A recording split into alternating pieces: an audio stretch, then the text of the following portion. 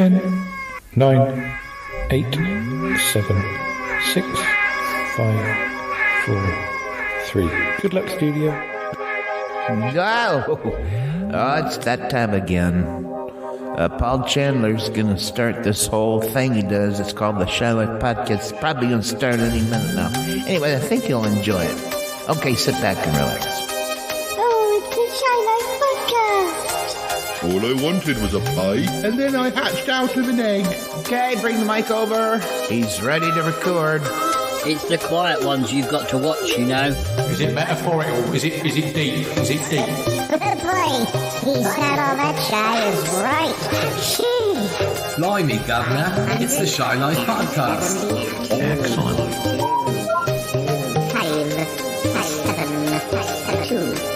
572. Bonjour et bienvenue au podcast The Shy Life. Hello and welcome to another episode of the Shy Life Podcast with me, Paul the Shy Yeti. How are you doing? I'm all right. I've got two special guests here. One of them has 4 legs. Hello, it's Martin Holmes. No, sorry, it's Dave and Martin Holmes. Yes, the least popular strand from the Shy Life Podcast reaches its natural conclusion. Do you have whiskers and a tail, or is it just Dealey? I'm not sure. Sometimes I have whiskers. I did have a trim this morning, actually. See, I don't know what Dealey will be up to today. But anyway, well, probably not trimming, that's for sure. No, deals. It's interesting, isn't it, when you think about it? I mean, when you or I or humans grow a beard or grow their hair, it keeps on growing. When cats, they if you don't cut their hair every month, they don't suddenly end up in a massive ball of fur. It stops at a certain length, doesn't it? Well, also, like when Dealey has been to the vets and he's had to have, like, say, a blood test, they've shaved his leg or whatever, and it grows back, and then it stops. When it gets back to the length of everything else, it stops. So it's very weird. It's evolution. It's a bloody weird thing. Yeah, we could do that. That would be much easier. It would save us a lot of trips to the hairdressers. Yes, I like the style now. I've got my purdy cut. I'm happy. The hippie movement would just not have ever happened. Well, it's kind of if you're growing your Santa beard for Christmas, it's like, it stopped at 6 inches. How old? 2 inches or whatever. I don't know. It is weird. Because you don't have cat barbers, do you? That's the interesting thing. You don't have cat barbers. Unless you do, and I don't know anything about it. Well, maybe there's a whole new money-making scheme for somebody there. Well, Paul Chandler, cat barber. He'll give us something. He'll give us something to do as a replacement for the 1950s. Well, this is it. We'll be talking about cat barbers next time. Maybe Uncle. Yes. Anyway, listeners, so we're going to be talking about 1958, 1959, but I think we should run the theme music. Let's do that now. Do it now, deals. Press the button. Darling, it's the Shy Life Podcast. Yes, but it's positive painful. The highlights, the Shy Life. You won't find a cast of characters like this everywhere. Hello, Paul. I'll go anywhere for a potato. Delicious. Hello, captors. How are you? You quite like a big bang, don't you? Go Shy Yeti. Oh, I hope he hasn't found out my secret. I think he has. If you thought that was bad, just listen to this. Oh, I can't wait to begin. It's the Shy Life Podcast. I like that. Yeah, I'm strangely drawn to Younger John's ankles as well. But has the Shy Life Podcast slowed down? I don't think so. It's all gooey and greasy. Yum. Has anyone seen my hot sausage? Hello. And we're back. Yes. Cat barbering for beginners. Well, considering some of the sort of themes of songs during the 50s we've encountered, surprised there isn't a song like How Much Is That Cat Barbers in the Winter? I don't know. There is a species, isn't there, that's a very bald cat. Very strange looking beast. But lovely in its own way, I'm sure. I'm sure. So, yes, 1958, 1959. We're going to recognise some of these names. You might. Oh, you will. Have we talked about them on previous shows now? Because I've already forgotten what happened this morning. So Well, some of it's just that they're names that became big later on. But I got some facts for you for 1958. Apparently, January the 24th, 1958, Paul McCartney makes his first appearance at the Cavern Club with the Quarrymen. What, did he lie about his age and get in? Must have been about 12, then surely. Because I think there was mention, I feel like there was mention like last year that the Quarrymen had played at the Cavern Club and got into trouble for not playing jazz, but that might have been before Paul McCartney joined them. But Paulie plays jazz. yeah. Motown released its first record.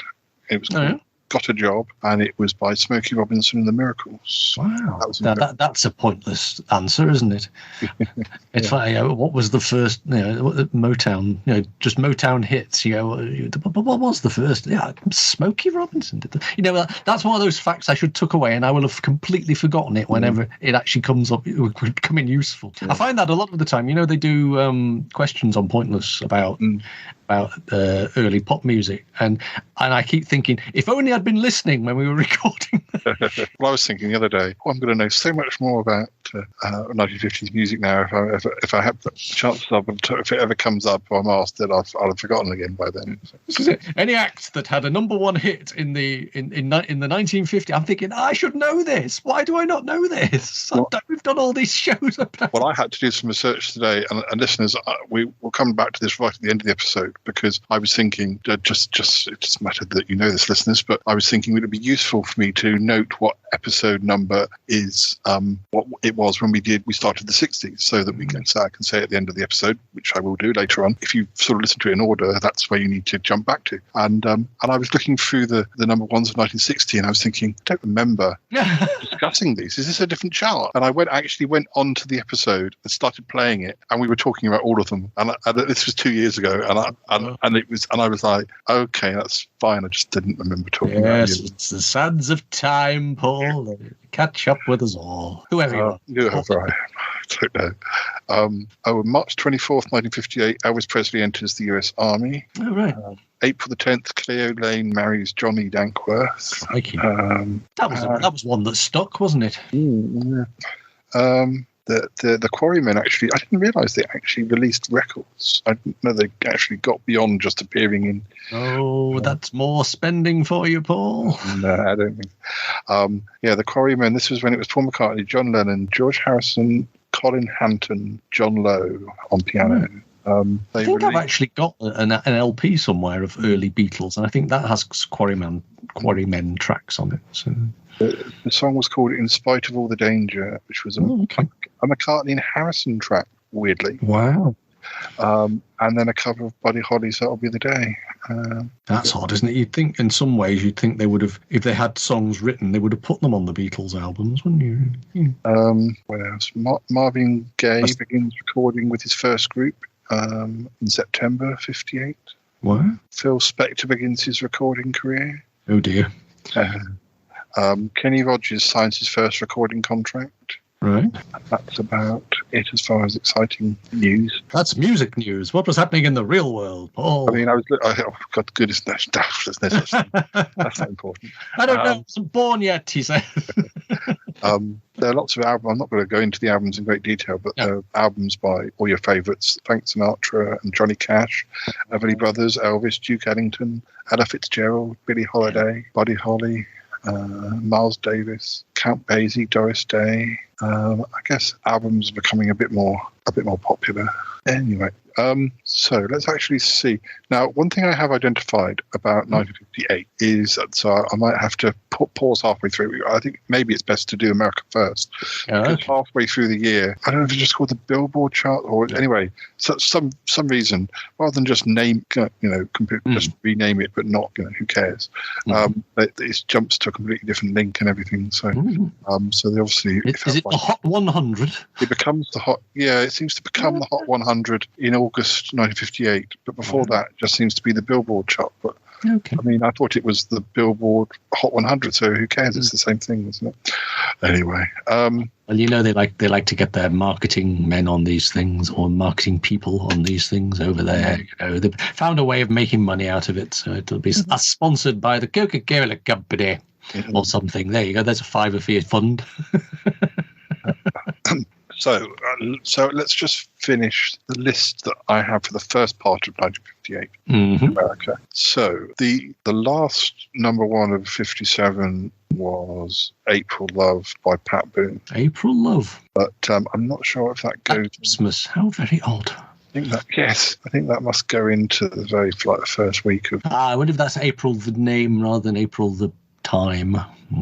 Sure, we may never know. We probably talked about it last time, but again, it's only a month since we recorded the previous episode, and I can't remember discussing this at all. In April, ironically. Yeah, we probably said I'll go back when I get around to editing the episode. We'll be saying exactly the same things we're saying now. I always do. Yes, basically you could just record just play in the bits from my previous things. That's so predictable, boy. I never have an original thought in my head at any time. It's very worrying. Yes, it is. Yes, especially if you're me. Yes. Until we forget that it's worrying, and then we remember it's worrying again later. I tell you one thing. It does actually strike me every time I do listen back to things I've recorded. I often think, I really should mention, and then I do. I think, I did do. I'm very pleased that I mentioned whatever it was that's on my mind. The same thoughts do seem to sort of tiptoe across my mind at more or less the same time. So I suppose at least there is a consistency, if nothing else.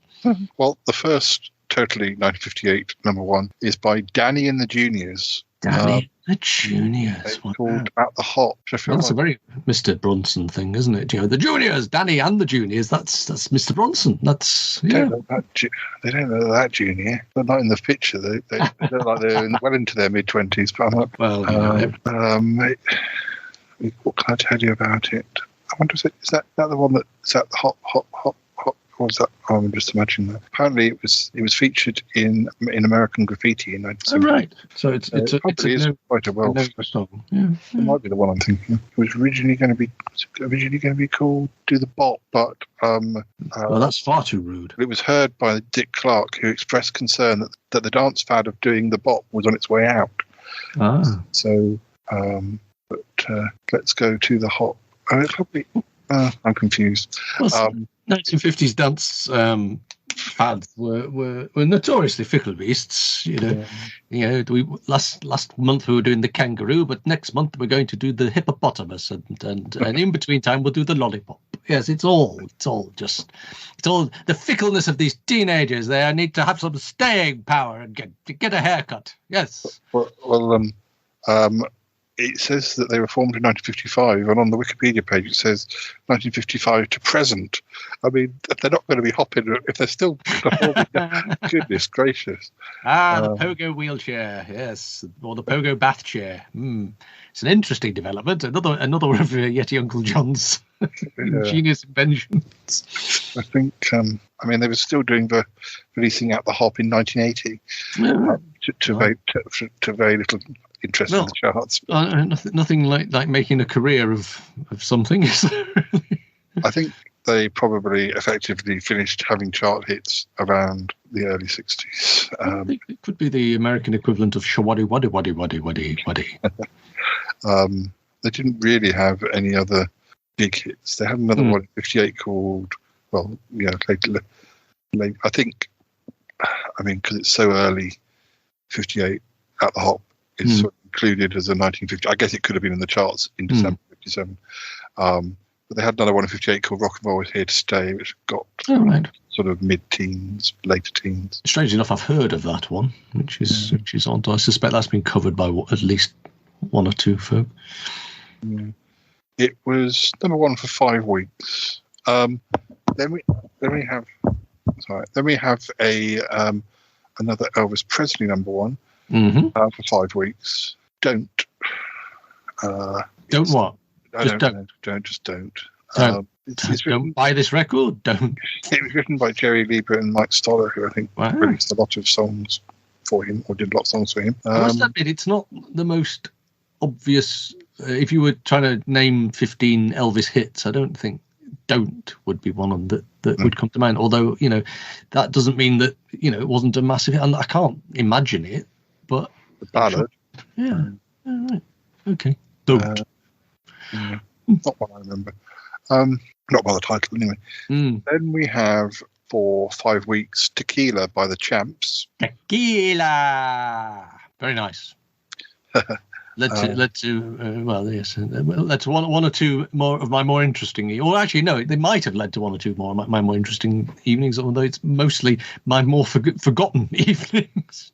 I used to go to a really good club in London in the very early noughties called Poptastic, which was really great because it had 3 or 4 different floors, and you could dance to like the Smiths or something on one floor, and then you could go and dance to Kylie on another floor, or some more dancey, and you just used to rotate between floors. Right. And when I went with my friend Dave, we had a sort of tradition where somewhere in the evening we'd do tequila shots, which I would think about, which is not a nice memory to have because it was a good club and as well. So now the Champs were active. They're another one. Goodness me, they were active between 57 and 65. And then again between 2020 and now. So these are going to be very old people. Well, that's all. Unless they've sold the brand or something bizarre like that. But that's weird. It's like the all-new Scooby-Doo show, isn't it? It's like it's not the same. But it says in 2020, group leader Burgess resurrected, or almost literally, I would have thought, the Champs for a new album, Tequila Party. Lazarus, come forth! It can 100-year-old man and his rock and roll. What's more, it contained 12 newly recorded tracks, including a party rendition of their signature hit. God, what's a party like when you're that age? I'm sorry, this is terribly ageist, but I know. We're Martin and I aren't exactly. We feel like we probably wouldn't be able to. Oh yes, at least 1 3/4 feet in the grave. Yes, it's kind of weird though, because I still have slight horrific notions of the old people's home they finally throw me in, and them trying to entertain me with Vera Lynn songs on the piano because that's what you do for old people. And I think, no, I'm the punk generation, damn it. If you're going to sing songs around the piano, we want it to be the Sex Pistols. Well, I have quite a wide, I don't really associate it's probably like a 30-year period I associate with, rather than some people associate with a 5 or 10-year period. So I would still rather find a new song to like. I'd rather have a new favourite song that is a new song. Or I guess I wouldn't mind if it was a new old song, but I always like it when it's a song that's charts don't matter anymore, but a song that's come out on an album that's newly released or something. I always like to have I always enjoy it when I have songs that are new. They're not necessarily by young people even, but a lot of those older bands are still around. I think sadly most of the tunes that I was listening to are now safely in the corral that is Radio 2. I think that's where they get thrown over here now. I don't think anything that I have in my record collection has been on Radio 1 in a good 20 years. So it doesn't really matter anymore because a lot of these bands who are really old are still doing really good stuff. So. Well, there is that. Yeah. And I think there's also a certain amount of people who are perhaps in their late 20s or 30s who know that actually it isn't young people buying music. There are people who are my age who just like a certain type of pop music, and they might as well target. Well, you've watched. I haven't actually watched it, but you've watched that Beatles documentary, haven't you? That was on Disney, and you kind of think, is that marketed? Is that aimed at people who were or are Beatles fans, or do you think sort of a new generation of finding that and going, oh, actually, this sounds quite good? I always think it's weird that people have this. They have to. I mean, that they box off their music and say, I can't listen to that because it's old. But if it's, surely a good tune is a good tune is a good tune, if you see what I mean. But then equally, I've also advocated this whole idea that, the fact that some music seems to have lasted 30, 40 years when really maybe, you should be finding new stuff to listen to, young people. But I don't know. I'm a fickle beast. Sometimes I have different ideas on the same thing. So, well, going back to the Champs, they didn't really have any other big hits. They have another single that got to number 30 called "Too Much Tequila." Their big hit. I see. So they were just basically the tequila-based tune factory. They did have another single which also got to 30 called "El Rancho Rock," but All right. Yeah, they Which had no tequila in it. no tequila, or not as it was referenced. Interesting. What else? So after the champs, we have the platters. The platters. With Twilight Time. Okay.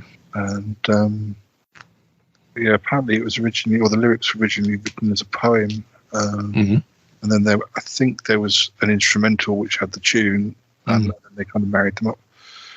Have you set any of your poems to music at all? To a point, and I did quite recently actually. Because I've always kind of said that I'm more inspired by song lyrics than I've been by any poets. I actually had written a poem for 3 or 4 years, and then very recently wrote one and said to my friend Harry, can we try and make this into a song? And he tweaked it a bit, and so I have. And I also I almost call one of my poetry collections lyrics without a tune. They were all supposed to be song lyrics, but they were just, that's as far as they got. But they were written with first chorus. So it could still happen. Yeah, it's still Some good ideas. A good idea. You should just tuck it away for when you haven't got another idea for a book title. That's what you do. Yeah, and I did also one of the poems I performed most as my last poem of the night was called "I Will Eat Pies." Right. And I literally took the rhyming structure of "I Will Survive." Yes. And wrote the song, but it was about pies. And there were no words from "I Will Survive" in, but it has the same rhythm, and it has the same the end of each line rhymes with. So did you perform in any karaoke bars because you could have actually got them to put that track on? I didn't, but I think one of my shows I was encouraged to sing it rather than I think I did because it was mainly just friends anyway, so it didn't really matter. But were you there with your ukulele? Do you play an instrument? Not well enough to do it on stage. Just you and your bongos. Bongos. I mean, I could never read. I was too. I think I was too lazy to read music, and I had a sort of ear for a tune, so I could sort of practice it so much that I could play it without reading music. Yeah. But I would have had a lot of mistakes to start with, and then gradually would have got it right. But that is one of my bigger regrets, that I don't really do music, and it's because I have had poet, and I always thought, and I can actually hear the tune in my head, but I've got no way of sort of getting that written down, if you see what I mean. So it's I also used to go to a couple of times went to a folk festival down in Broadstairs because friends had their parents lived down there, and there was a poetry session there as well as music. But and one of the years I was there, I literally, their house was not really big, and I was right at the top of the house, so I just went up there and I sort of sung a song and came up with it, and it was called "Once I Fell in Love with the Cornish Pasty." And that's probably the most like a proper song that I ever wrote, and that's been preserved on some of my videos. But it was a comedy song there about. There's a 45 somewhere out there on vinyl. It's a matter of confidence. I was fine singing with just me singing, but the idea that somebody might. So that's why I quite enjoyed recording it for a video when I was the only person in the room doing it. In fact, I did it in a sort of folk style, but I also did a sort of more, not exactly punky, but more sort of indie, sort of like how it would have sounded if Blur had done it, or something. And I did a few different styles, and I enjoyed doing that, knowing that nobody was anywhere near me. And right. And because I was recording it, it was preserved. So yes. But the idea of actually thinking of doing it more publicly would it's interesting when you think about Mike Yarwood going through, at the end of Mike Yarwood shows, he would sort of go through, do a series of impressions. You could actually do your poetry evening as an impressions of this one's my version of a song by the Pretenders. Well, I did also I used to consider it when I did my shows. I used to consider it like me doing a cover version. I took a number of songs and did them in style and just wrote them as poems. Right. And there was one called Last Friday Night, and it was by the popular singer, although she was at the time not quite so popular these days, Katy Perry. And Right. in the lyrics, it's all about what she got up to on this Friday night. But I read it in the style of Noel Coward, sort of a bit like sort of I've been to a marvelous party, and I did it in that sort of accent, and it worked really well because it was all about how she got, she matched her credit card and all that sort of thing. But reading it, it perfectly fit. It was a modern day I've been to a marvelous party from the late noughties, or whatever. But I can't remember what other songs there were a number that I kind of found worked quite well as poems. But anyway, we should get back to 1950. No. So we're into May in the States, and we've got Witch Doctor by David Seville. Okay. Named after the oranges, no doubt. I think. Oh, I'm confused. I think this is the wrong link. Oh, okay. Because I don't know. Well, I might not be. Well, okay. This is confusing, listeners. It says that David Seville is a fictional character, and it's something to do with the Chipmunks. One of the records recorded in 1958 under the name David Seville was Witch Doctor, featuring a sped-up, high-pitched vocal technique. I see. Which he would later use in the Chipmunks stuff. Okay. Right. So, interesting. The character was supposed to be the manager of Alvin and the Chipmunks. Okay. I didn't realise that Alvin and the Chipmunks went back as I thought they were more 60s, but anyway. So that was number one for 2 weeks. Mm-hmm. Then we have the Everly Brothers with All I Have to Do Is Dream for 4 weeks. That's a pretty well-known song. Well-known one, yeah. It was written by husband and wife songwriting team Felice and Bordeaux Bryant. Okay. It's also ranked number 141 on the Rolling Stone 500 Greatest Songs of All Time. Wow. Oh, I didn't know Chet Atkins was on guitar.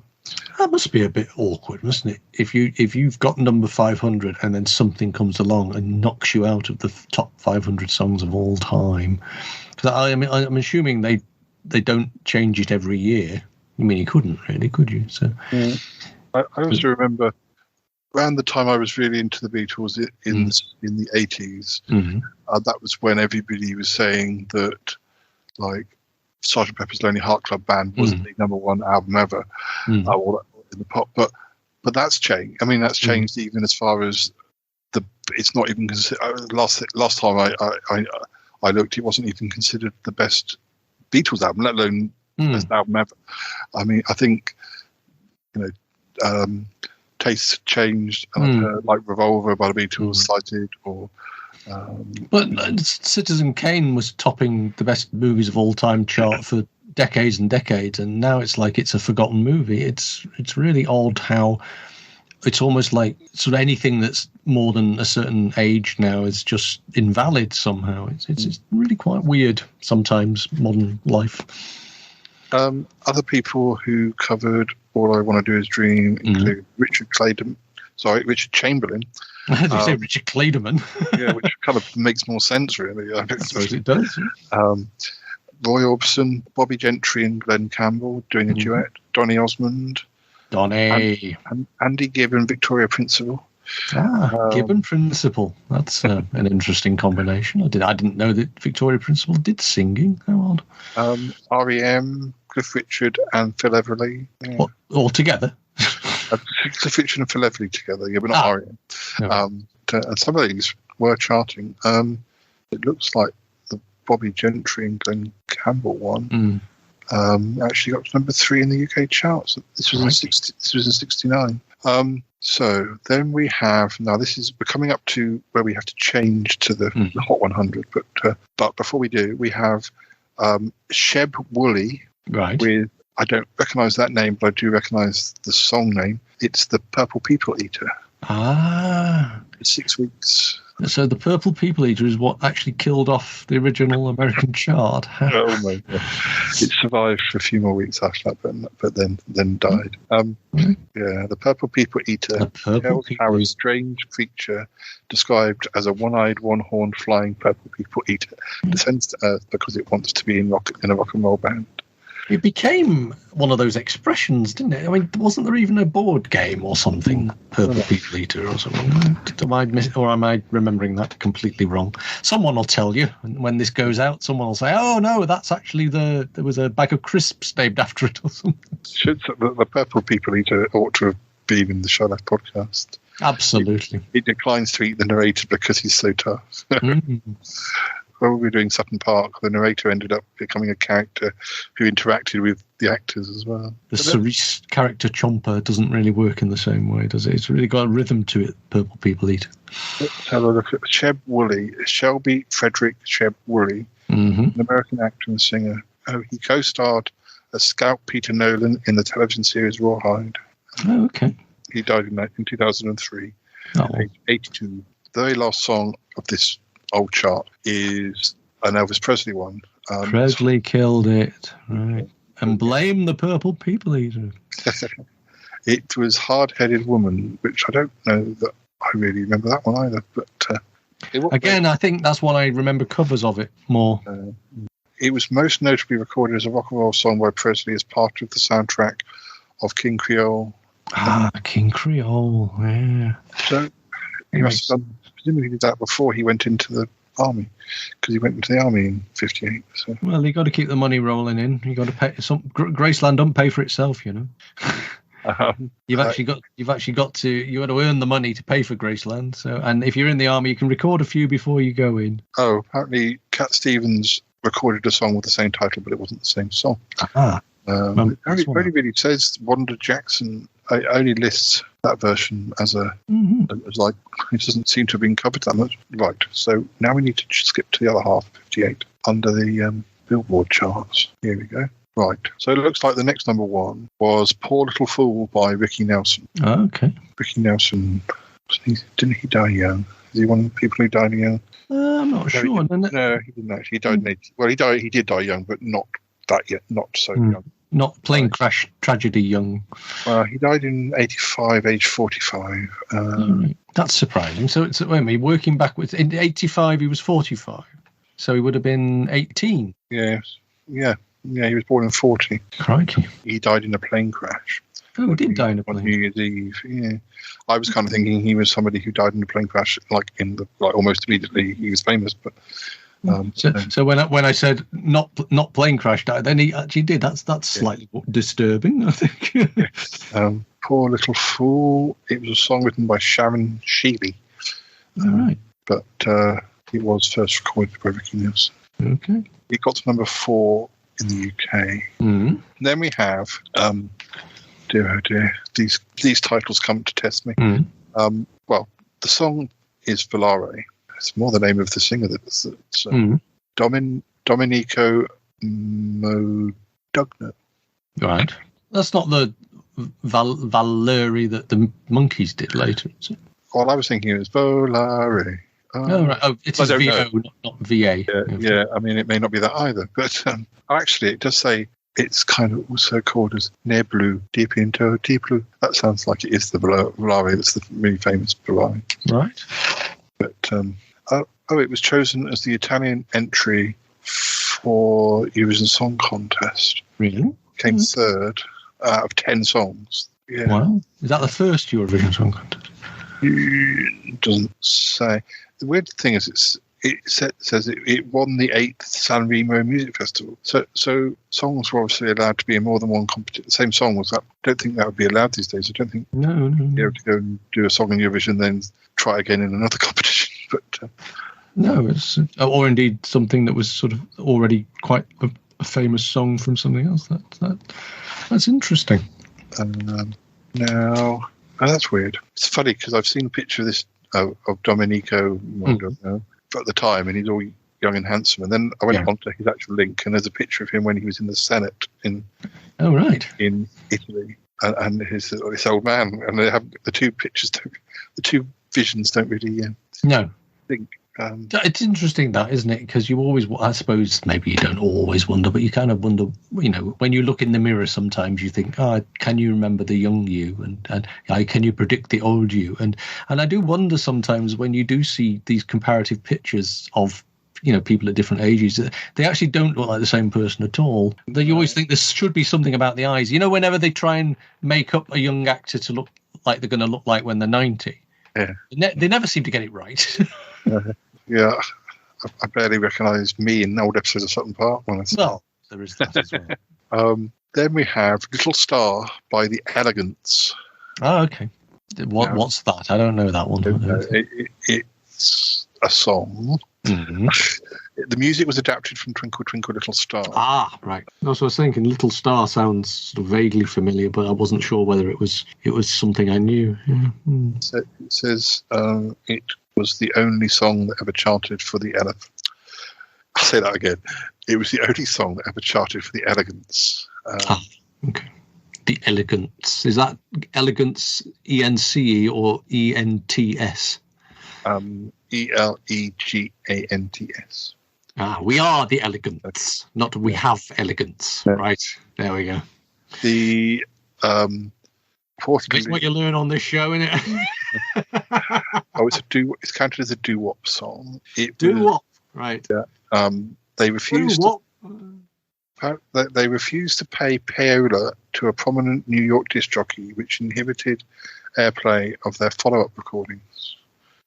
Okay. But apparently, other people who recorded their version of the song include Dion, Randy and the Rainbows, the Slades, which are presumably different from Slade, and Vera Lynn, Linda Scott, and Bobby V. Randy and the Rainbows. Oh, dear me. And then apparently a small portion of the song was performed by Paul Simon as part of a 1989 Dion song written on the subway wall. Okay. So Dion was obviously quite well known for this song as well. If Paul Simon was singing in tribute to him rather than to the Elegants. But, then for 4 weeks... Maybe they phoned him afterwards. Oh, we're the Elegants, mate. Yeah. Then for 4 weeks we have Volare again. For another 4, and then for 1, 2, 3, 4, 5, 6 weeks we have It's All in the Game by Tommy Edwards. Tommy Edwards, wow. What the hell did Tommy Edwards do? He's another one who sounds like a car dealer. He was an American singer and songwriter. Right. He was the first African American to reach number 1 on the Billboard Hot 100. You get so used to the idea of people having these, made up pop star names. It just doesn't feel like a pop star name, does it? Well, there we go. He did. He'd been around for a while though, because he got to number 24 with the morning side of the mountain. Oh. It's all in the. Oh, I thought that's what. Now I'm confused. I probably talked about all this on the last show and forgot about it. Well, no, I thought this. I thought we just. It looks like he must have released this more than once.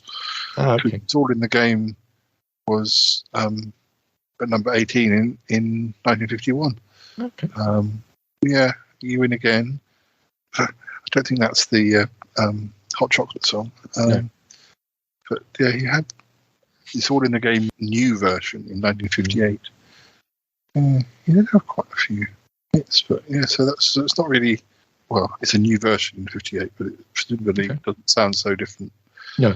It's funny how you think about, so in the 1950s, songs were being released at the start of the decade, which by the end of the decade, people were doing new versions of in a nostalgic type way. So nostalgia has always existed. Yes. The pop will recycle itself, yes. Now, for 1 week, It's Only Make Believe by Conway Twitty. Ah, Conway.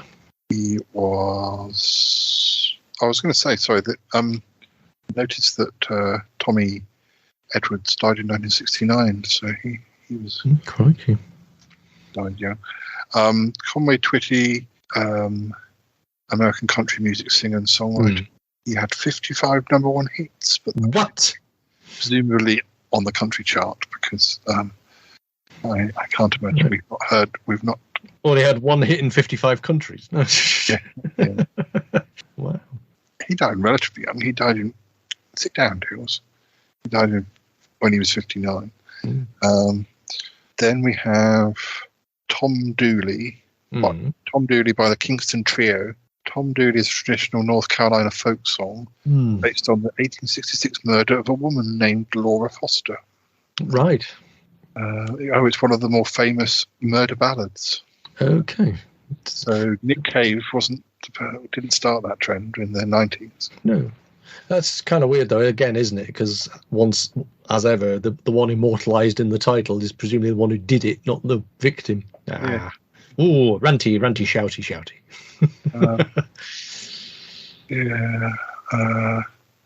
Trying to find out more about the Kingston Trio. They didn't do the Dr. No. That wasn't them, was it? I don't know. Kingston Calypso and all that. No, that was the Three Blind Mice at the beginning. I'm just getting that mixed up in my head. It's all right.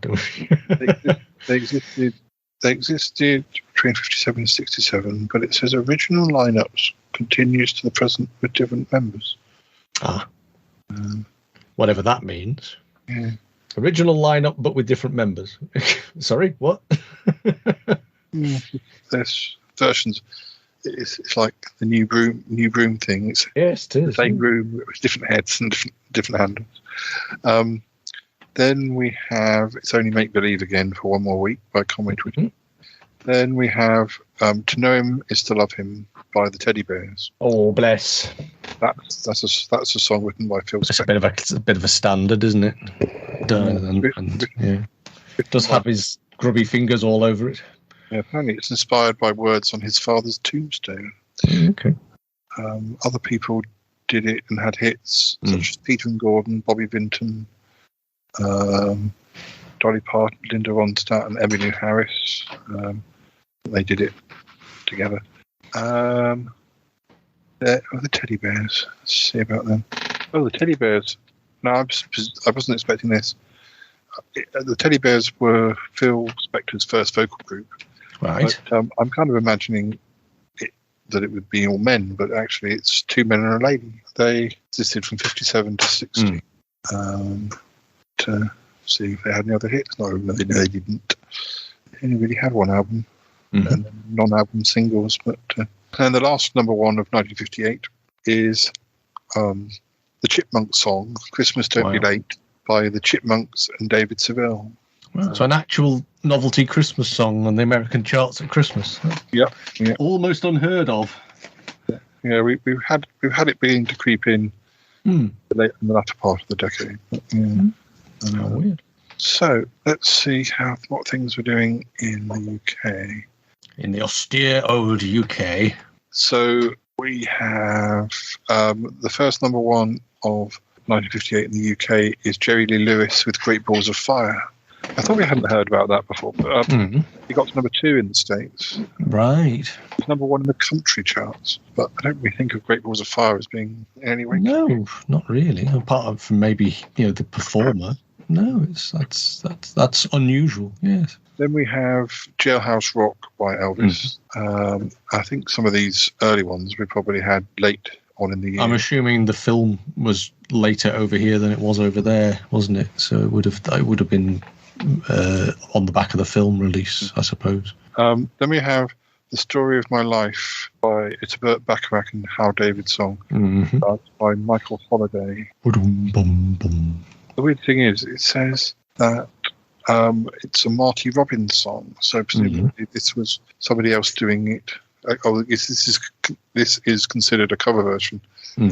Marty Robbins' song was a country music hit, although it's number 1 in the US. I do remember it. I do remember that one. I know I've referred back to this a few times, but I think it is on the Pennies from Heaven, not Pennies from Heaven, Lipstick on Your Collar soundtrack. The Story of My Life, I think. Yeah. Alma Cogan did a version later on. Herman's Hermits, Connie Francis, Billy J. Kramer, Jim Reeves, Don Williams. Michael Holiday was. Oh gosh, he died young. Well, 38, but he died in 63. He had 2 number 1 singles. The other one was Starry Eyed. Yeah. And what got him then? Holiday had an ongoing problem with stage fright and had a mental breakdown. Oh dear. He died from a suspected drug overdose in Croydon. Oh, crikey. Like he did quite a lot of songs between 55 and quite a lot of singles. Yeah. Oh. Sorry, I was momentarily I forgot then that we'd moved over to England, to Britain, and I thought, what was he doing in Croydon? But then yes, yeah, okay, fair enough, makes sense now. He also did a song called 16 Tons. I wonder if that's the same as. It's be a cover of that one. Did he write it though? He also did Hot Diggity Dog Ziggity Boom. Well, as you would, yes. If you've got to have a hot diggity dog ziggity boom, I mean, although that was a cover version of an American song, so maybe he was doing cover versions of songs that had been big in the States. If you say it 3 times, the hot diggity dog appears. The next number 1 for 8 weeks was Magic Moments by Perry Como. Which was also a Bacharach and David song. And still popular in advertising to this very day. It combines a quizzical bassoon, whistling, and quizzical bassoon. The ghastly white shadings of the Ray Charles singers. It says. Well, it's a point of view, yes. That's how it was described in 2003. Perry Como's version is the most famous. Bing Crosby did a version the same year. Erasure did a version in 1997. Okay. I don't think I've heard that. Yes. After that, and that was number 1 for 8 weeks, which possibly the longest that any song was that year. Then we have Whole Lotta Woman for 3 weeks by Marvin Rainwater. Marvin Rainwater. Don't talk to me about Rainwater. He was an American country and rockabilly singer. Okay, right. Then we have to see where it got in the States. Well, if he couldn't make it in the States, he comes over here. There we go. Yeah, it was one of those cases where it got to number 15 in the country charts, but number 60 in the main charts, and in the UK for some reason. But then we Who's Sorry Now by Connie Francis. 6 weeks. It was that comes from 1923. So, right, crikey. There were popular versions. Well, it's funny how it says like in 1923, Isham Jones had a major hit with it. I mean, we've got no listings for charts going back. Not that I found anyway. No. And apparently there were sheet music sales, though, wasn't it? Yeah. Yes, of course. Other popular versions in 1923 were Marlon Harris, the original Memphis 5, Lewis James, and Irving Kaufman. So another 5 versions. Popular song. It also features in the Marx Brothers A Night in Casablanca from 1946. Which might explain why it's a popular song. Yeah. The Nighthawks did a version. Oh, that was on Boardwalk Empire. Nighthawk. The song gave American singer Connie Francis her major solo. Got to number 1. It didn't get to number 1 in the US. Got to number 1 in South Africa. And did well. Confusing. Here we got the US Billboard Hot 100, number 4. Then we got the US Billboard R&B bestsellers in stores, number 4, and then the US Cashbox Top 100, number 3. So, right, whatever that is. Is that just in terms of money made rather than sales or something? Well, I suppose it's rival chart. I mean, there's so many charts. Yeah. There's always been a lot of charts in the States, and now these days there's seems to be far more charts than there ever used to be. More charts than actual songs. Yeah. Lots of people have covered it. Pat Boone, Maria Osmond, Lynn Paul. Right. Oh, Lynn Paul, I'm sure she was in the New Seekers. Sounds about right, yes. Then we have On the Streets Where You Live for 2 weeks by Vic Damone. That sounds vaguely familiar title. Yeah. The streets where it's from My Fair Lady. On the street where you live, yeah. That was all. That was the only kind of. Yeah. It was where my brain was going with it, but I thought, that sounds wrong. But there we are. There you go. And we had quite a lot of hits between 47 and 69. Yeah, quite a lot of hits, mainly in America. Yeah, quite high. It's quite high. You're breaking my heart. Yeah, You're Breaking My Heart, number one in 1949. We have no registry of hits in 1949. UK, it's one of those people who hadn't seemed to release any of his music over here, and then On the Streets Where You Live, and then he had a couple more hits over here as a result of that. But it really was have a lot of singles in the States. Then we have All I Have to Do Is Dream by the Everly Brothers. So that was 7 weeks. So that was almost one of the highest. Then we have the Kalin Twins. When? Right. When? They're also known. Apparently, Kalin Twins are also known as Hal and Herbie, American pop singing, songwriting, and recording duo. When is their biggest? When might be one of those songs that we know if we heard it. When? Yeah. I'm not going to go there. They ran from 58 to 62. Oh dear. When You Smile. Not that one. Both dead now, unfortunately. Oh, bless them. One died in a car crash in 2005, and the other one died. It's all tragedy this week. Good Lord. Is there anybody who lived to a ripe old age and died in their sleep? Well, they were in their 70s, but even so, it's still not the way you want to go. Then we have another Connie Francis. Actually, I was just going to check if When was a hit in the Stone. No, it doesn't say. That's no good. Apparently, in 77, Shorty Waddy did a version that got to number 3. That'll be the one I know. The When You Smile, it'll be that one. Yeah. Okay. That solves that. Then we have another or opens a whole new can of worms. Well, yeah. Holmes is crooning again. Well, we've got from Holmes singing, we've got Connie Francis singing "Stupid singing Cupid." Might be a stretch. Singing "Stupid Cupid."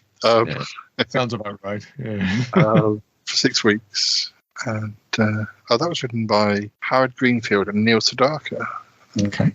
And Patsy Cline did a version. Other people did the version I've never heard of. Doesn't say if it was how well it did in other countries. But then we have, so that was number one for 6 weeks. That was pretty good. Yeah. Well, it was a double A. Well, I think it's a double A side with a song called Carolina Moon. But then we have Tommy Edwards with It's All in the Game. So that's back. That new version. For 3 weeks. And then we have Lord Rockingham's 11. Lord Rockingham's 11. Is that a cricket song? They're British session musicians led by Harry Robinson, and their song's called Hootsmon. So it's probably not a cricketing song. For 3 weeks. Based on an old Scottish folk song, 100 Pipers. Okay. And it's one of the first rock and roll songs to feature the Hammond organ.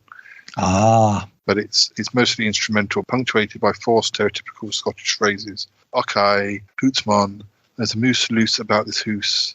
Oh, it's that one. It's a bore bricked moon nicked. The nicked, yes. Wow. Yes, I think that's been sampled a lot, hasn't it?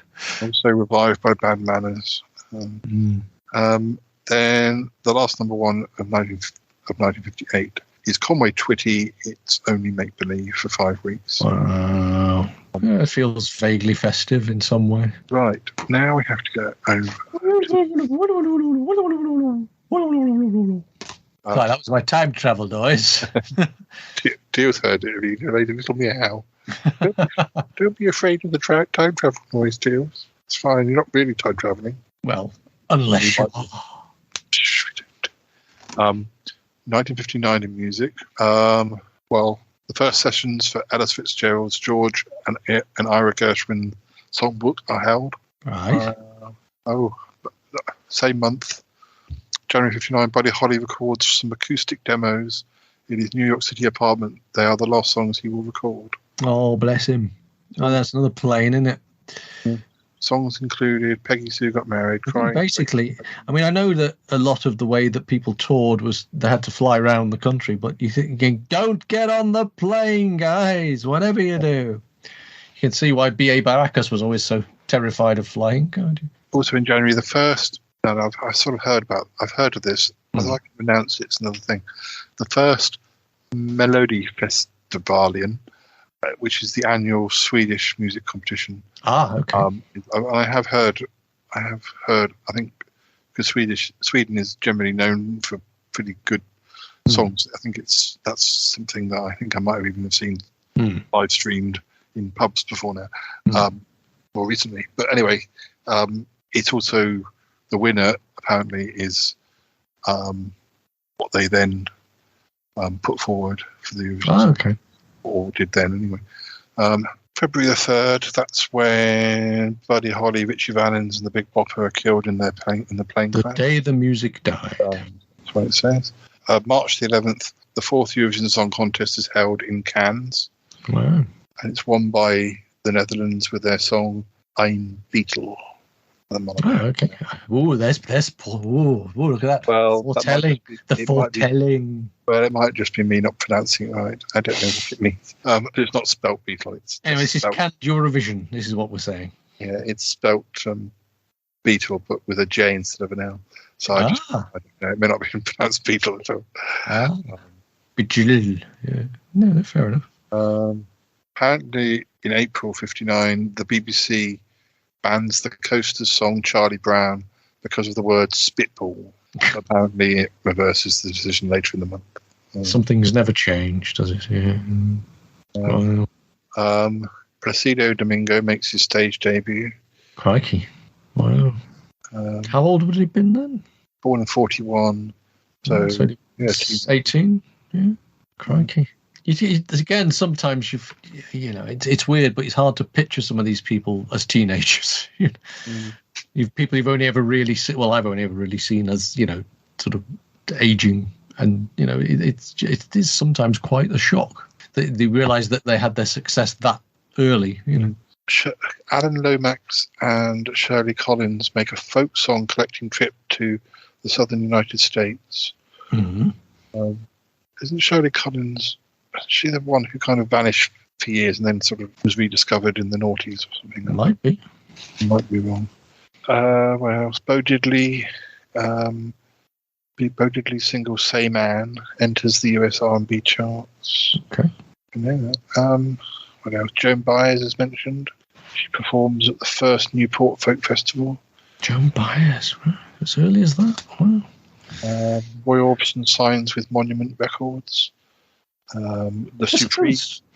I suppose it's not that surprising, really, when you think about it. I mean, nowadays, you've got people in their bedrooms at 14 putting YouTube videos together and becoming international sensations. So I suppose it just seems incredibly early for Joan Baez to be sort of performing. But And then Supremes are founded as a quartet. Wow. They're called the Primettes.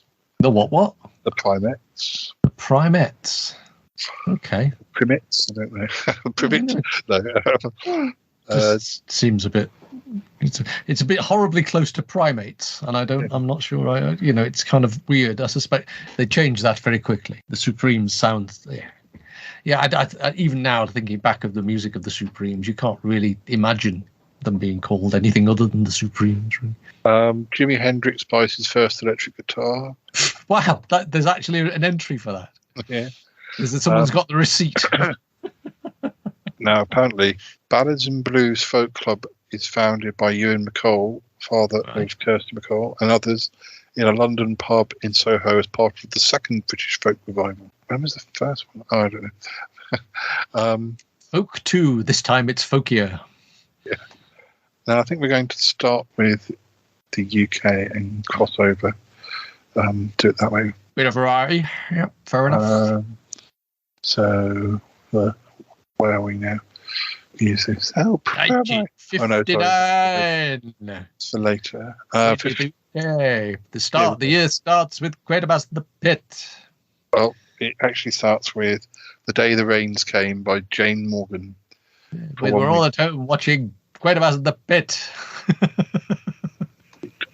Who's Jane Morgan? Oh, apparently it was an adaptation of a French language song, Le Jour ou la Pluie Viendra. I can't pronounce that.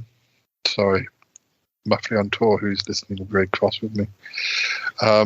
Nobody ever gets cross with you, and certainly not Muffley. Muffley loves everything you do. Everything you do. Then we have. Sorry, we're going to have a look and see a bit more about Jane Morgan. She's very glamorous. She is an American singer, but she found success in France and the UK. Okay. Before receiving recognition in the US. She got 6 gold records. She was a frequent nightclub and Broadway performer.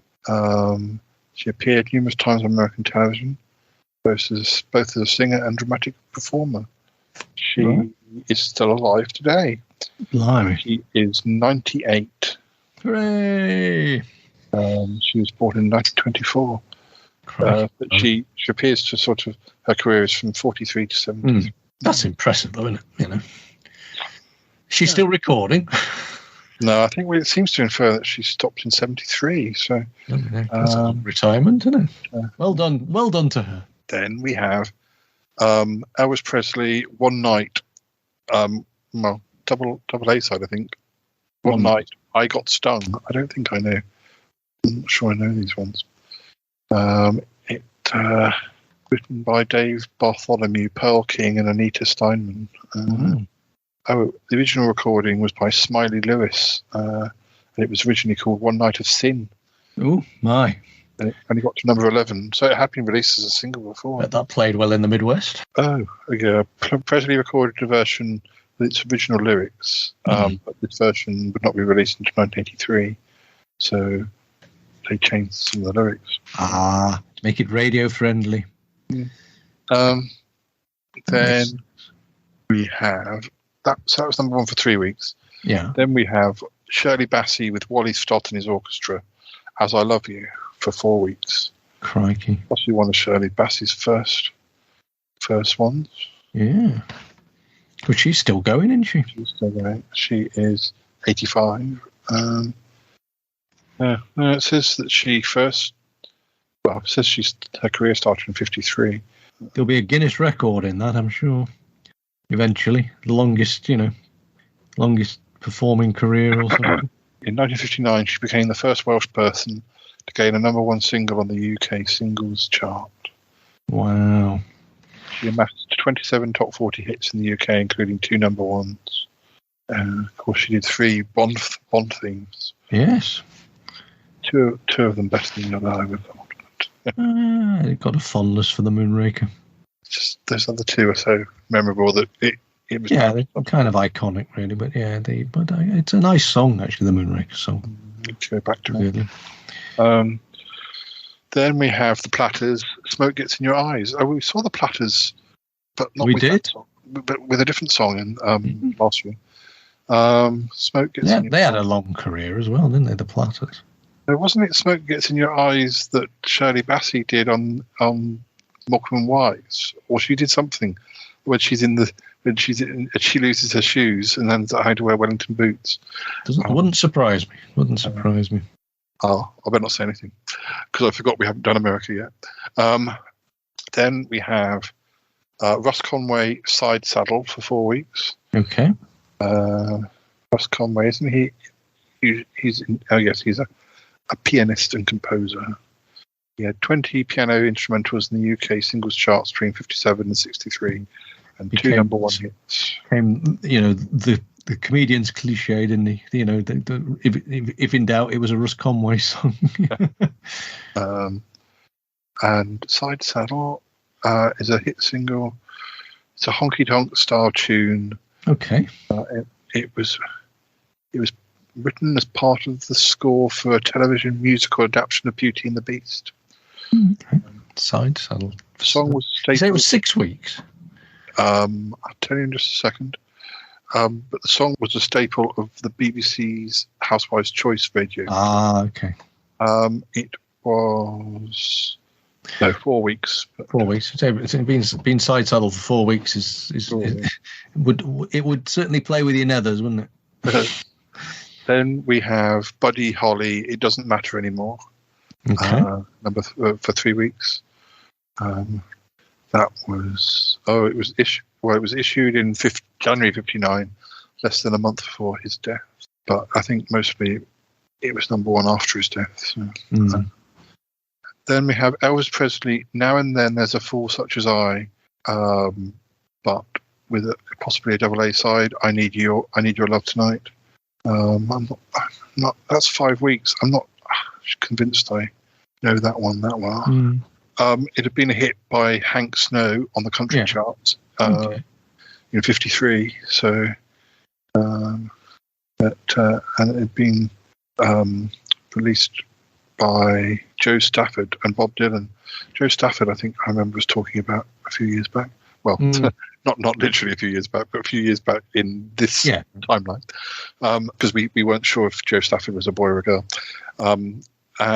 Then we have Russ Conway again with Roulette for 2 weeks. Just says it's a piano instrumental. Right. Then Bobby Darin with Dream Lover. Yeah, it's a well-known one for 4 weeks.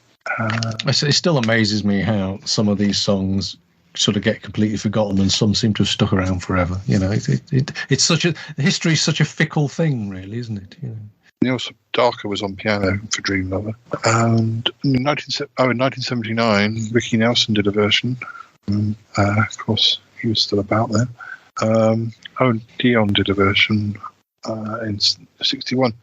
Then we have, now I think this is the first time we've seen him, at least in the number ones.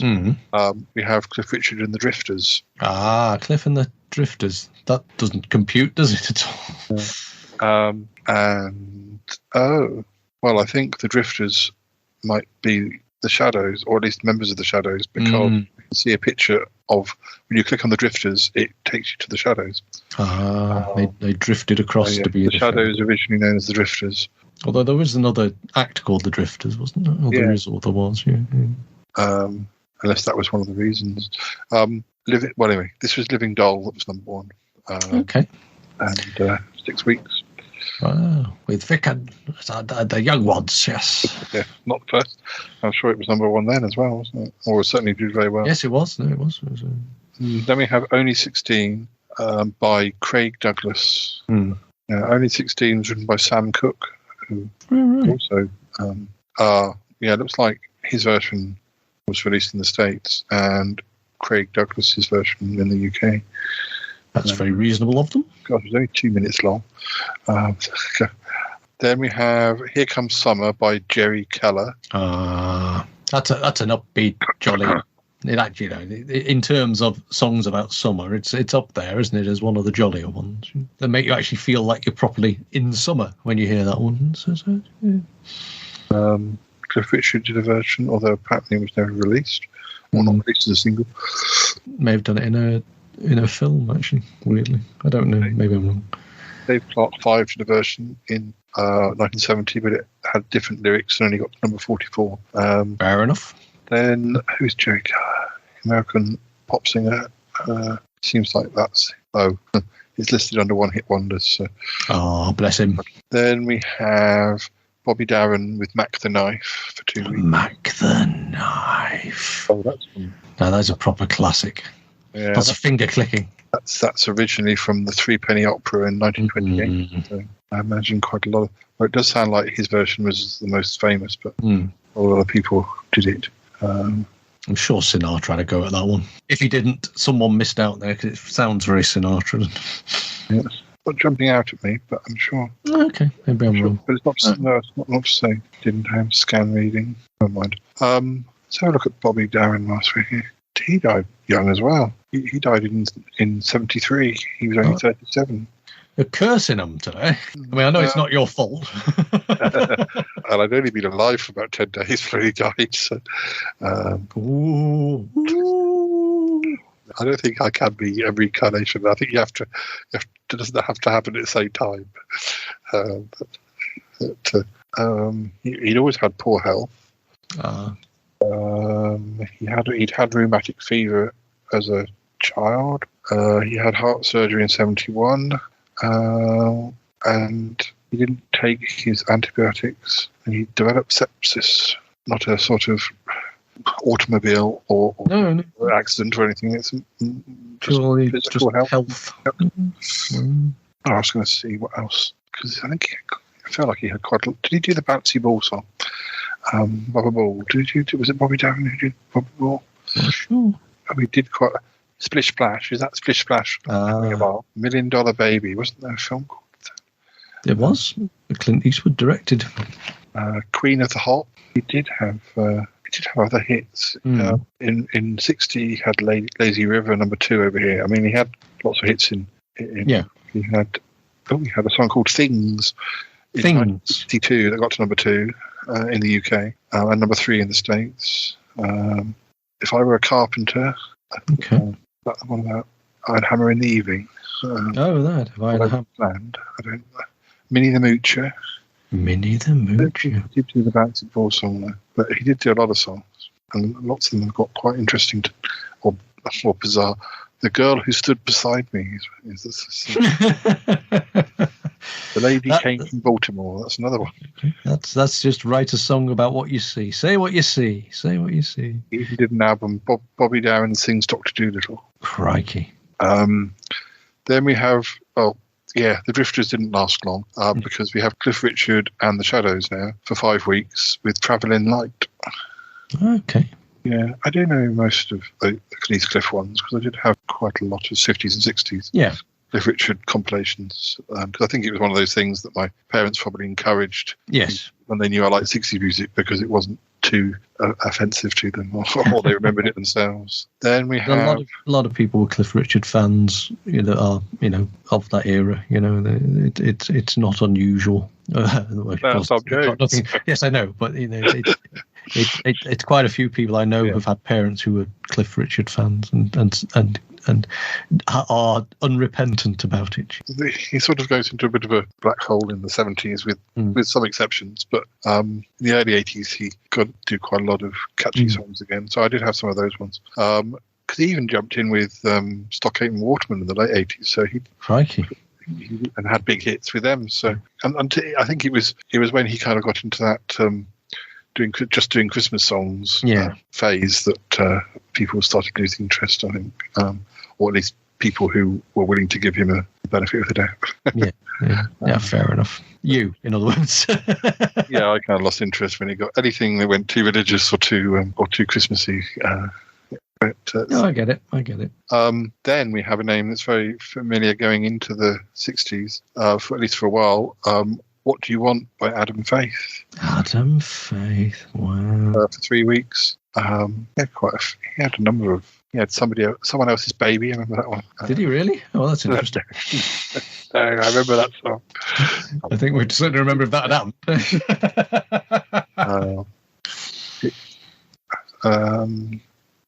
it's arranged by John Barry, apparently.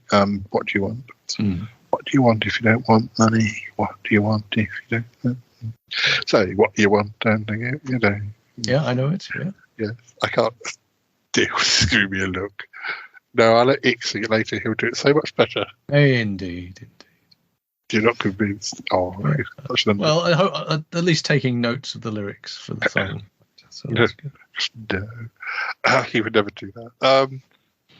Yeah, because of course he's better known later on for his acting. He did looks like he did go back, even though when he became better known as an actor, he did go back and do the occasional album, one in the 70s, one in the 80s. Well, when you think of the number of actors from EastEnders who had singles out, you can kind of see that someone who's actually known as a proper, well-known singer would think I could make a few bob out of this. I can see the appeal of that. Yeah, I think he had more.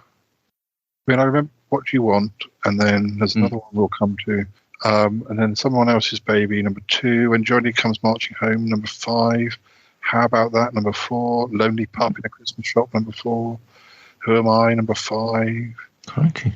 Time Has Come, #4, As You Like It, #5, Don't That Beat All, #8, The First Time, #5. I mean, he was doing really well, basically, when the Beatles came along. And then nobody was interested. Yeah, he skipped careers then. But where are we going? Okay. Right then. Oh, that's confusing. Just a minute. I need to go back and have a look at something. It said he had 2 number ones in 1959, but that's not what it says in this list. Confusing. Maybe it went into 60. Yeah. It said he had Poor Me number 1 in 59, but that's not what it says on this list. He would be a bit hard pressed to have had another number 1 that year because time's getting bold. Well, yes. What Do You Want is in December. Yeah, I think Poor Me must have been early 60. Maybe it came out almost immediately or by end of 59. And the last number 1 of 1959 is Emil Ford and the Checkmates. What do you want to make those eyes at me for? What do you want to make those eyes at me for? Fair enough. Which I remember from the Shaking Stevens version. Ah, of course, yes.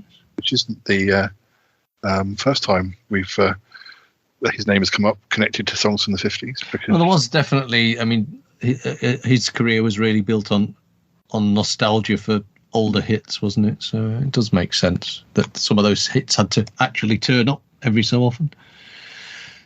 Emil Ford was a musician and singer born in St. Lucia, British Windward Islands. Ah, okay.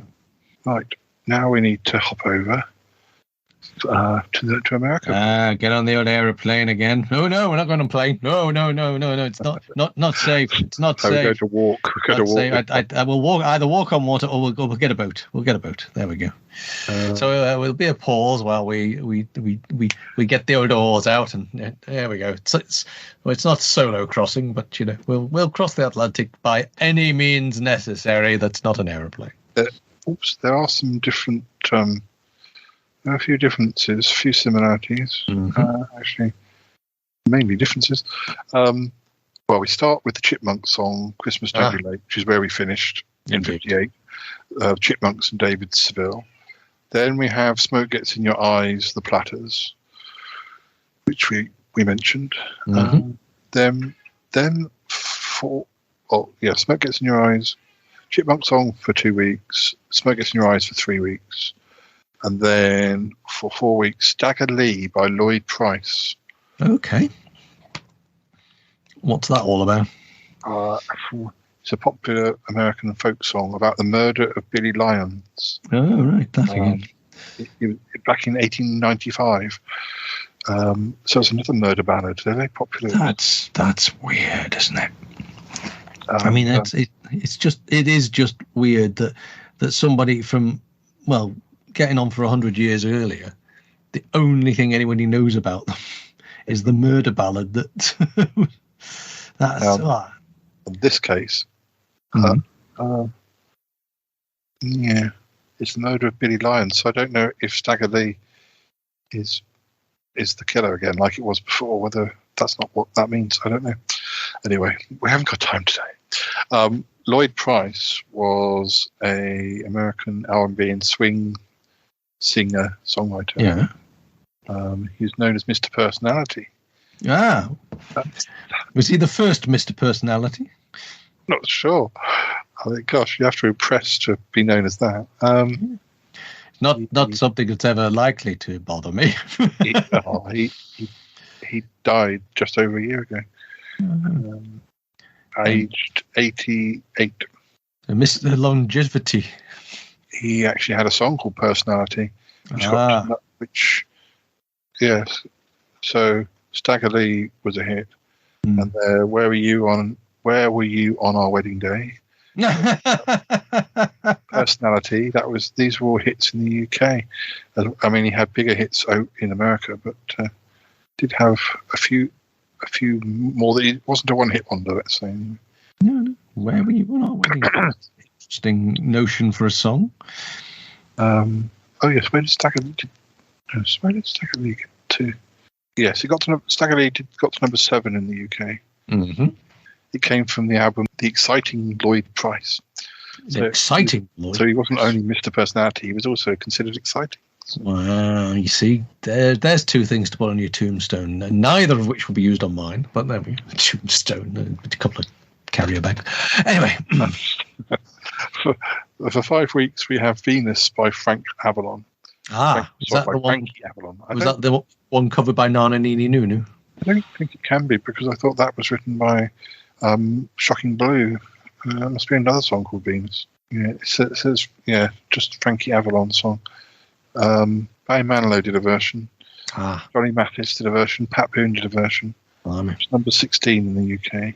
No, it wasn't up to the Shocking Blue La La Nini Nunu version. Then we have the Fleetwoods, Come Softly to Me, for 4 weeks. The Fleetwoods. No, chat. They have nothing to do with Fleetwood Mac, presumably. Come Softly to Me was an a cappella song. Oh right, okay. It doesn't record whether it was a hit over here. No, it was a hit in Italy. Well, a minor-ish hit. The Fleetwoods, they existed from 58 to 83. They would sort of doo-wop. Okay. Like it was one man and two ladies. Yeah. Then we have The Happy Organ. Yeah. By Dave Baby Cortez for 1 week. Right. Instrumental. Did they specify which organ? No. Is the happy one? No, they don't. Apparently, is it possibly the liver? I think so. It originally featured lyrics and was intended to be sung accompanied by piano and an organ. But, I see. Yes, it's the musical instrument that's the source of the happiness, right? The Hammond organ as well. It was one of a number of singles. Really, the Happy Spleen. I don't know what the other songs are called.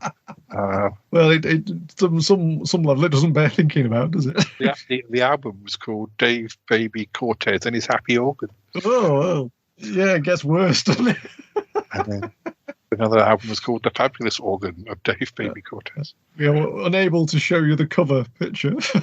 I think they dropped. I think somebody might have said, Dave. They stopped having that word in the title after that. Doesn't say that his single was ever really released in the UK. Though. He had another single called The Whistling Organ. Well, there's an education, right? That wasn't as big a hit, though. I have to say. I'm just imagining the surgery for that one. He had a single called Rinky Dink. That was bigger. He had a big Rinky Dink. Right, okay, fair enough. Dave Innuendo presents. Yes. Thank goodness he didn't have any other big hits. Yeah. Any big what? Sorry? No, nothing. We then have Kansas City by, well, it's a Lieb and Stoller single. Fair enough.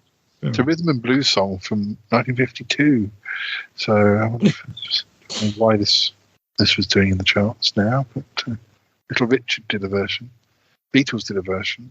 Oh yeah, I vaguely remember. I have a feeling it's like one of the. Oh yes, it's one of their first singles. Well, like when they were in Hamburg. Well, that was also on their Beatles for Sale album. I think they used to cover it in Hamburg, and then it eventually ended up. James Brown did a version. Anyway, this version is by Wilbert Harrison. Wilbert, an American rhythm and blues singer, pianist, guitarist, and harmonica player. And at the moment, you have to be very careful how you say pianist. The happy pianist. Oh, it's all getting a bit, isn't it? Yes. Oh, no, please. Then we have for 2 weeks. Happy Organ was only for 1 week. 1, 2, 3. Yeah, sounds about right. For 6 weeks, we have The Battle of New Orleans by Johnny Horton. Right, okay. Battle for New Orleans. He was an American country music honky-tonk and rockabilly singer, a musician during the 50s, best known for his saga songs that became international hits. There'll be some deeply important American history reason that we know nothing of in the Civil War of some kind. It's written from the perspective of an American soldier, and it got to number 16. So yes, I guess you could say it was an international hit, but it wasn't a massive hit. It got to number 20 in Italy, number one in Australia. So fair enough, that is pretty international. Yeah, and Canada number 1. So yeah, why did you do so in Australia? Then we have "Lonely Boy" by Paul Anka. Okay, lonely boy but happy organ. Well, that doesn't seem to figure out. It doesn't make sense. You think anyway. He spent a lot of time in his room. I wouldn't think he'd be unhappy, but anyway. No. That's confusing. I just thought it might say what it did in the UK, but it didn't. It did number 2 in Canada. Presumed it would have been at least a bit of a hit in the UK, but maybe not. Then we have "A Big Hunk of Love" by. These songs need to calm down. You wonder why we're going to the end of this run of. We've lost it now. Go on. "A Big Hunk of Love" by Elvis Presley. Yes. Hunker burning. He's wearing his army outfit on the cover. Really? Okay. Well, that was his news thing. I imagine it's his publicity people. It's one of the songs that he revived in 72 when he was doing his Las Vegas residency. Yeah, I think that's the version I'm most familiar with. Then we have the 3 Bells for 4. Oh dear. 4 weeks. You've got 3 then, have you? Oh, right, okay. No, fair enough. The opposite of Hitler, but or maybe borrowed one off Hitler. Oh, that's what happened. It's by the Browns. The Browns for 2 ladies and a man. Yes. I wonder if they were the 3 Browns. No, they were the Browns. Oh. They were Jim, Ed Brown, and his sisters Maxine and Bonnie. Maxine, Bonnie. They were sort of country. And Ed. Okay, no, fair enoff. They listed from 54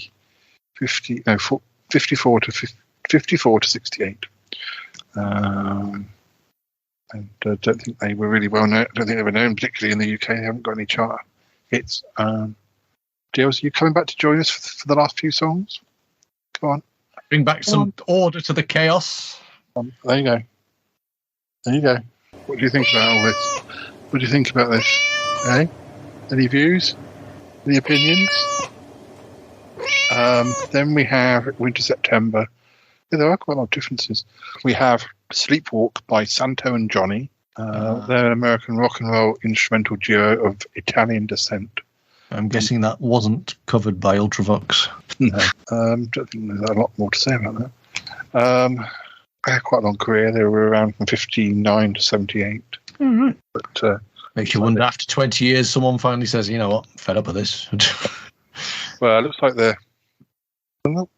they might still be alive or doing separate things. But Santo is semi-retired, and Johnny currently tours and records new material with his own band. Then we have Mac the Knife by Bobby Darin. Mm-hmm. It was number 1 for 6 weeks. Then we have the Fleetwoods again with Mr. Blue, which looks like it was a hit for them. Mm. Like, they were the first people to do it. It was also number 7 in Italy. Then Mac the Knife again for another 3 weeks by Bobby Darin. I think it's got to be one of the longest running. It's like 9 weeks, Then Guy Mitchell, who I remember I mixed up with Cliff Mitchell more for some reason, or Guy Mitchell more for some reason. I don't know why. I keep doing that. That's where my brain goes every time you mention him. Yeah, didn't he do? Did he do "Singing the Blues"? Or I think he definitely. You expect me to remember the things we've talked about? Yes, possibly. Yes, he did. In 56, he did. Wow, well remembered, Paul. See? Well, I've only just been editing the episode, so it's probably back in my mind again. If any listeners are thinking of looking for someone to share the podium for On Pointless, Paul is your man. Well, anyway, the song that was number 1 this time was "Heartaches" by The Number. Oh, okay. It was a country song.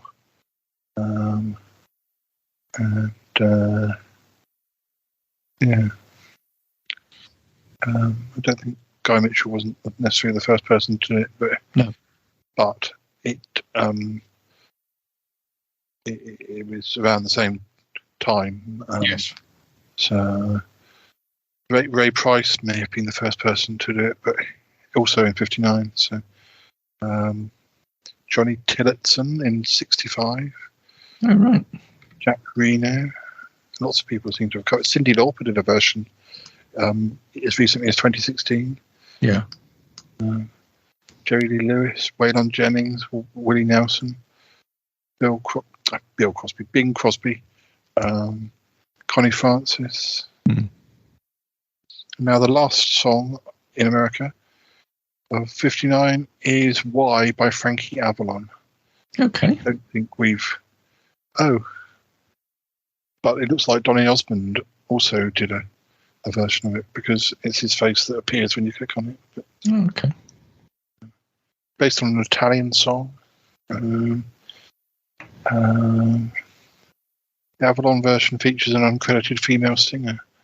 Ah. Anthony Newley did a version. Blimey. The Donny Osmond version got to number 3 in 1972. It still amazes me now that we don't really get the same, the last 20 years, you don't get people covering, songs as much anymore, do you? Well, I think we're going to have quite a lot of songs for Ick to look into. Yeah, absolutely. So we've come to the end of the 50s. Wow. My God. Now, I think... I'm still a couple of years away from the end of my 50s, so that's reasonable.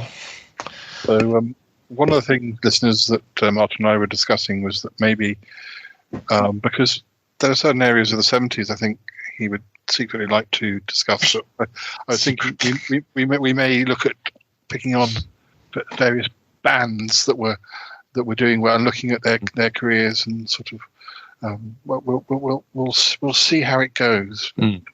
But before we finish and before it comes on, I should say that coming up in 1960 we have hits by Emil Ford, Michael Holliday, Anthony Newley, Adam Faith, Johnny Preston, Lonnie Donegan, the Everly Brothers, Eddie Cochran, Jimmy Jones, Cliff Richard, Johnny Kidd and the Pirates, The Shadows, Ricky Valance, Roy Orbison, Elvis Presley, and well, it's sounds great. I'm looking forward to it. I no recollection of that whatsoever. I think Cliff Richard is doing. Let's just say Cliff Richard has more number ones than Elvis Presley does in 1960.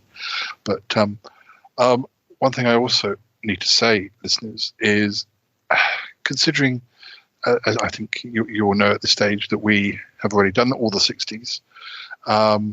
So if you've been listening in chronological order, if you want to start listening to our 60s episodes, I can't help you with all of the episodes. I can't help you find your way across the whole decade, but I can tell you that if you want to go to 1960, you need to go back to episode 339, which was called Shy Yeti'S Hits from 60 Years Ago.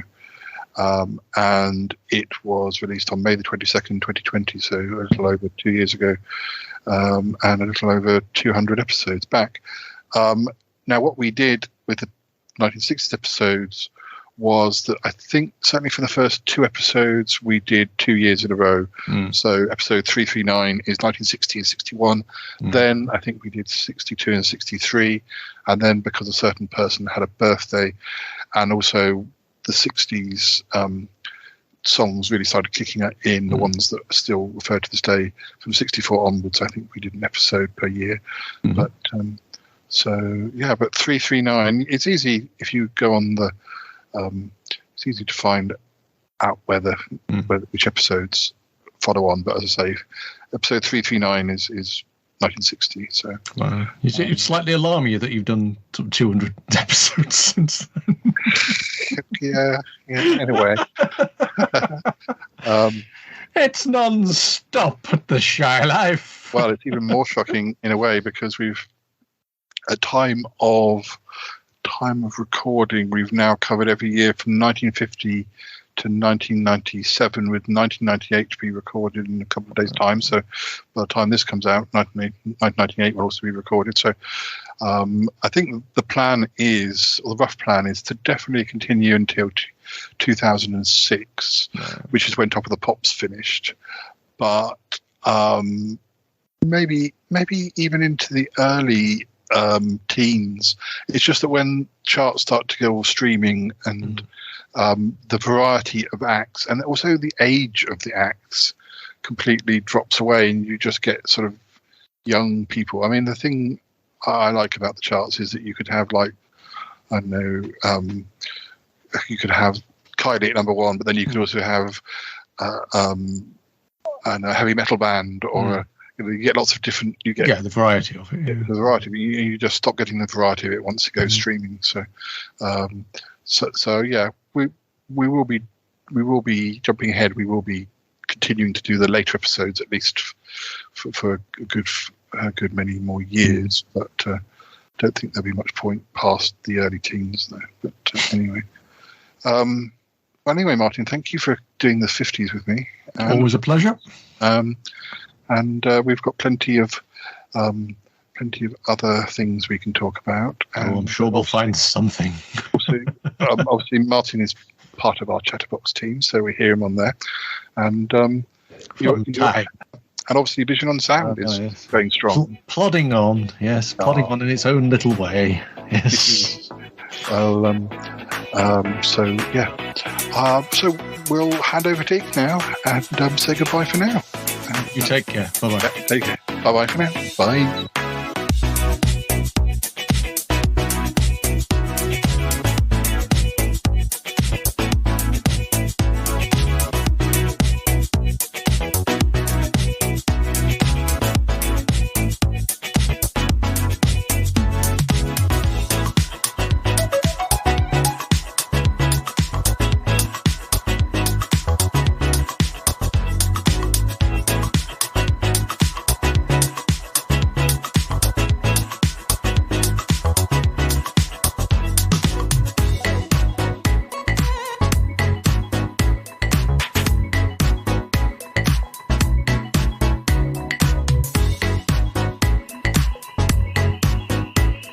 So, Paul, what are we expecting this time from Ike? What are we expecting from Ike this time? Well, some of his favourite songs from 1958 and 1959, but I don't know, we'll just have to see how it goes. Just the number ones, Paul. Just the number ones, yes. Because, well, that's all we've had time for. But, yeah, I'm sure he'll do a good job. I hope he'll put some effort into it, you know. Really make it a good montage. Yes, Paul, I'm sure he can do his best. I've heard him practicing, you know, singing into his hairbrush. Really? Well, it may be a slight exaggeration, but yes, I know he has been very keen. Really? Well, let's just hope he does a good job. We've reached the end of the 1950s this time, so you know it's kind of the end of an era, I suppose. Oh yes, I suppose so. Will there be more music episodes? There will, but we'll be jumping sort of right to up about into the late 90s, maybe into the early noughties in the next few months. So you know he'll be required to sing some of those songs, of course. What about you and Martin, Paul? What will you do? I will talk about some songs. I will talk about sort of maybe some groups from the mid-70s, sort of discuss hits and misses. Yeah, we'll probably do some episodes of that and see how it goes. So he may be required to sing then. Yeah, maybe it's hard to say, you know. Hard to say. But, I mean, because he's sort of done that era before, but in a different way, so we'll see. Yes, Paul. Well, it's a time of change. It is a time of change, yes. Yeah. That's not a bad thing, though. No, Paul, no. I wonder whether Ike will cover any songs that were just like top 10 hits as well as number ones. I'm not sure, because Martin and I didn't really discuss top 10 hits. We really just did discuss the number ones. Maybe we should have done more detail. I'm not sure, but doing 2 years in an episode, you know, it means you need to kind of hone in on the big hits. But I wasn't sure. Yes, it's difficult. Yes, but it's difficult. Oh, I can hear the theme music. So can I. Listeners, coming up next, Ike sings the big hits of 1958 and 1959. Enjoy it while you can, because, as Comedy said, it's the end of an era. The end of an era. You won't moan at him, will you, Paul? Won't moan at Ike? Now I'll keep my mouth shut. Just let him enjoy himself.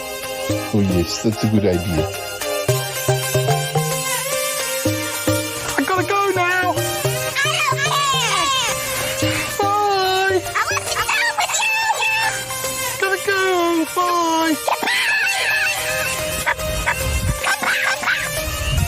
Goodbye, goodbye, goodbye, goodbye, goodbye, goodbye. It's been good, but yeah, definitely time to come home now. This show is part of the Pride 48 network. Find more shows over at pride48.com. Oh dear, what's going on now? Oh, it's the Shy Life podcast. Let's go. I have a voice. I have a voice. You have a voice. You have a voice. We have a voice. We have a voice. Unique voices in podcasting. UnivazPods.net. Hello listeners, here are some of the songs from 1958 and 1959 that I intend to sing. Great Balls of Fire. Great Balls of Fire. By the jailhouse rock and the jailhouse rock, the jailhouse rock, the jail.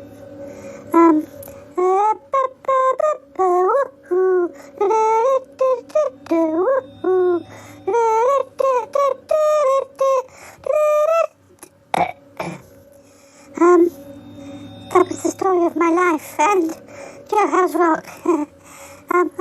This one.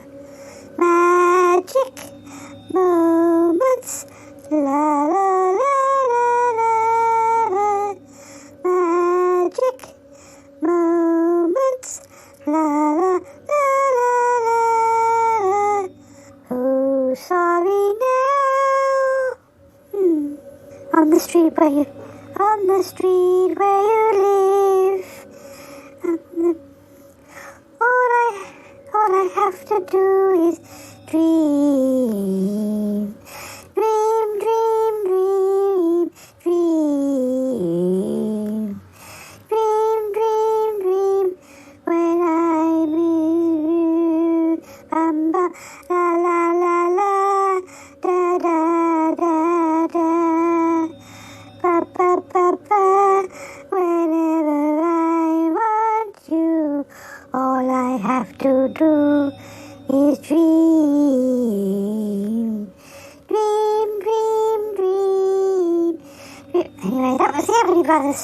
Well, not literally, it was me. And on the street where you live, Victor Moan, Who's Sorry Now, Connie Francis. Yes, Barry Como, Magic Moments. I'm really covering them tonight. Stupid. Rootsman. It doesn't matter anymore.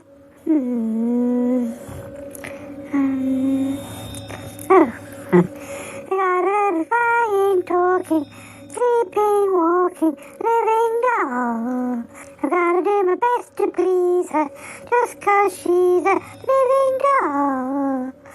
Red and white, she satisfies my soul. I've got the only walking, living doll. Prattling lie.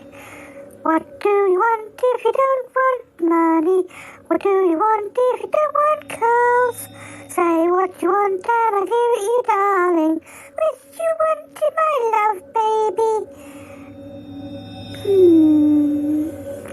Oh, what about this one?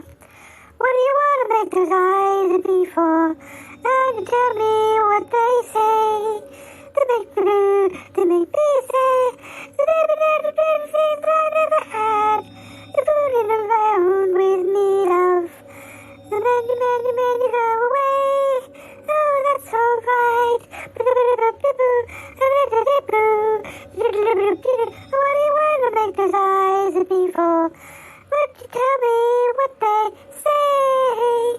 Won't you tell me what they say? Well, Ick, that was very good. Oh, thank you, Paul. That's the best you've been for ages. Thank you, Paul. You missed out a few. Yes, Paul. Still, it's not easy to learn all these different songs. I mean, some of them I didn't know myself. Exactly, Paul. Well, I think we should finish. Yes, Paul. Would you like to finish with a particular song? No, Paul. I've done all the ones I can. Really? Yes, Paul. Why don't you just Why don't I just what? There's no need to be nasty. I'm not being nasty, Paul. I'm just saying. What do you want me to do? I just thought one last song. Yes, Paul. That's easy for you to say, but not so easy for me to sing. Oh, gosh. Perhaps we can find you a song that wasn't number one, but which did pretty well. Maybe.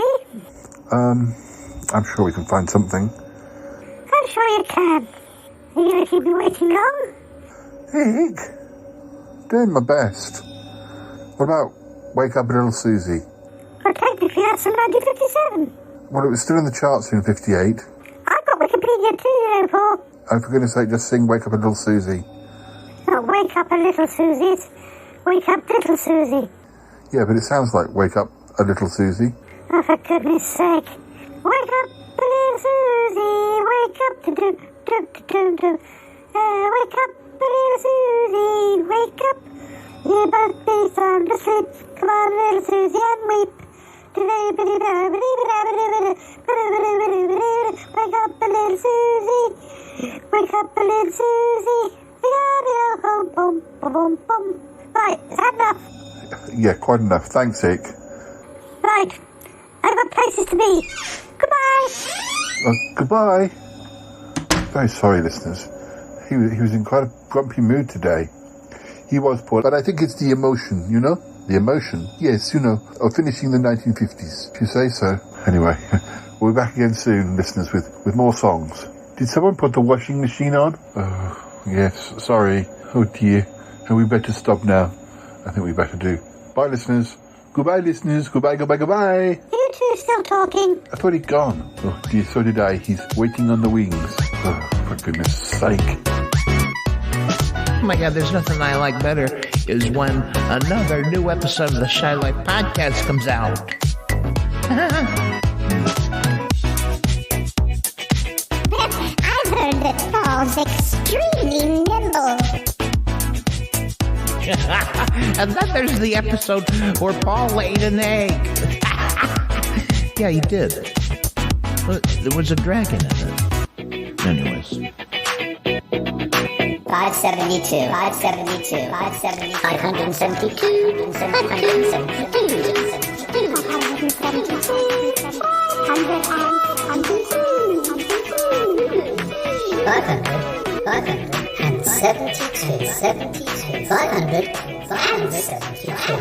The best part of the Shy Life podcast is when it ends.